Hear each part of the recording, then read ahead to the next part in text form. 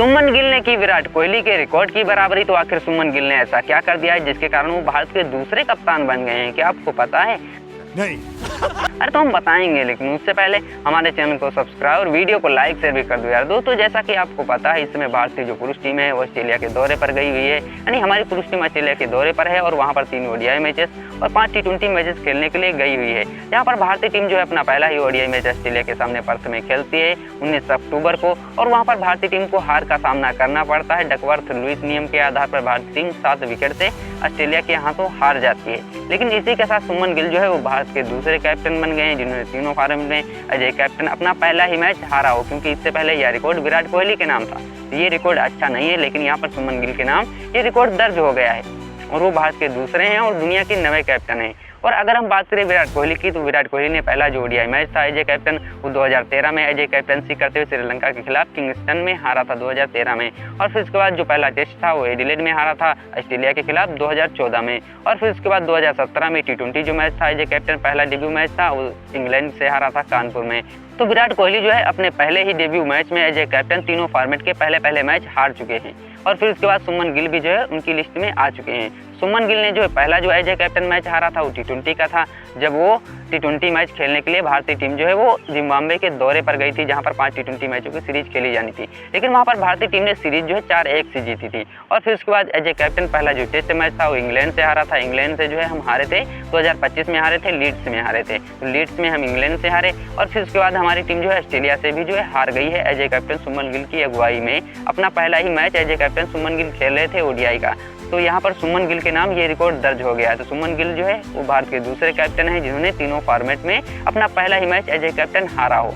और फिर अगर हम बात करें इसके अलावा, तो सुमन गिल दुनिया के 9वें कैप्टन है। क्योंकि अगर हम बात करें नंबर 1 पर कौन आते हैं दुनिया की, अगर हम बात करें तो उसमें जो है स्टीफन फ्लेमिंग आते हैं जो न्यूजीलैंड के हैं, वो पहले नंबर पर हैं जो तीनों फॉर्मेट के अपने पहले ही मैच जो है एज ए कैप्टन हारे हो। और फिर उसके बाद जो है शॉन पोलाक आते हैं, ये साउथ अफ्रीका के हैं, ये भी जो है दूसरे नंबर पर आते हैं, तीनों फॉर्मेट के अपने पहले मैच हारे। फिर उसके बाद जो है तिलक रत्ने दिलशान आते हैं, ये श्रीलंका के हैं, ये भी जो है हारे हैं तीसरे नंबर पर। और फिर उसके बाद ब्रेंडन मैकुलम आते हैं, यानी जो न्यूजीलैंड के जाने माने प्लेयर और कैप्टन जो है ब्रेंडन मैकुलम, वो भी अपना जो है पहला मैच एज ए कैप्टन तीनों फॉर्मेट के पहले मैच हारे थे ब्रेंडन मैकुलम।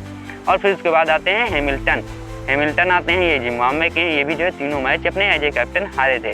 और फिर इसके बाद विराट कोहली आते हैं, विराट कोहली जो है 6ठे नंबर पर आते हैं। और फिर उसके बाद जो मोहम्मद रिजवान आते हैं, मोहम्मद रिजवान 7वें नंबर पर आते हैं और ये पाकिस्तान के हैं। और फिर उसके बाद जेसन होल्डर आते हैं, वेस्ट इंडीज़ के 8वें नंबर पर हैं। और फिर उसके बाद सुमन गिल की बारी आती है, यानी सुमन गिल जो है 9वें नंबर के जो है कैप्टन है दुनिया के, जो तीनों फॉर्मेट के अपने पहले ही मैच हारे हो।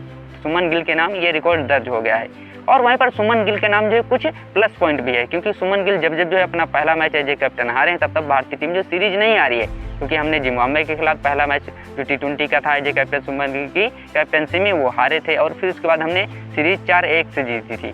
और फिर उसके बाद जो है हम इंग्लैंड के खिलाफ भी जो टेस्ट जो थे वो सुमन गिल की कैप्टनसी में पहला हार गए थे लीड्स में।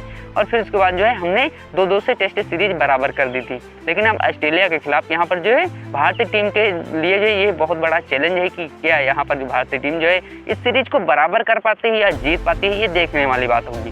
क्योंकि सुमन गिल जो है पहला मैच हारने के बाद जो है सीरीज नहीं आ रहे हैं अभी तक। माना कि जिम्बाब्वे की हल्की टीम थी, लेकिन इंग्लैंड की जो टीम थी वो मजबूत टीम थी और इंग्लैंड के दौरे पर गए थे हम।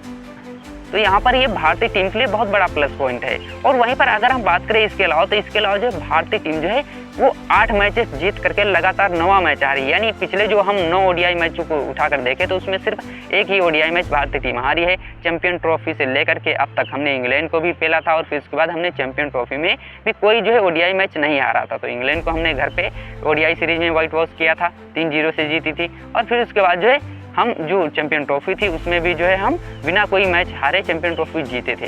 यहाँ पर भारतीय टीम 9वां मैच जो था ओडीआई का वो हारी है, लगातार 8 मैचेस जीत करके ऑस्ट्रेलिया के खिलाफ ही हारी है। तो ये बहुत बड़ी जो है बात नहीं है भारतीय टीम के लिए, क्योंकि भारतीय टीम गिरकर उठना जानती है, भारतीय टीम के पास प्लेयर हैं।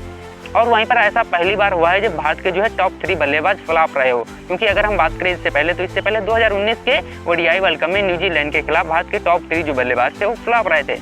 उसमें रोहित शर्मा भी जो है थे जिन्होंने 1 रन बनाया था 4 गेंदों में। और फिर उसके बाद केएल राहुल ने भी जो है 1 रन बनाया था 7 गेंदों में। और विराट कोहली ने भी 1 रन बनाया था 6 गेंदों में। और फिर उसके बाद ऑस्ट्रेलिया के खिलाफ हमारे टॉप 3 के बल्लेबाज फ्लॉप रहे हैं, जिसमें रोहित शर्मा ने 8 बनाए हैं 14 गेंदों में और सुमन गिल ने 10 बनाए हैं 18 गेंदों में। विराट कोहली खाता भी नहीं खोल पाए हैं। यहाँ पर लंबे समय के बाद भारत के टॉप 3 बल्लेबाज फ्लॉप रहे हैं। बाकी दोस्तों आपको क्या लगता है, क्या भारतीय टीम जो है अगले ओडीआई मैच में वापसी कर पाएगी और ऑस्ट्रेलिया को हरा करके 1-1 से बराबरी कर पाएगी और जो तीसरा ओडीआई मैच है उसे जीत करके सीरीज जीत पाएगी? हमें कमेंट करके जरूर बताना दोस्तों। बाकी दोस्तों टीम इंडिया के लिए यार एक लाइक एक शेयर तो बनता है।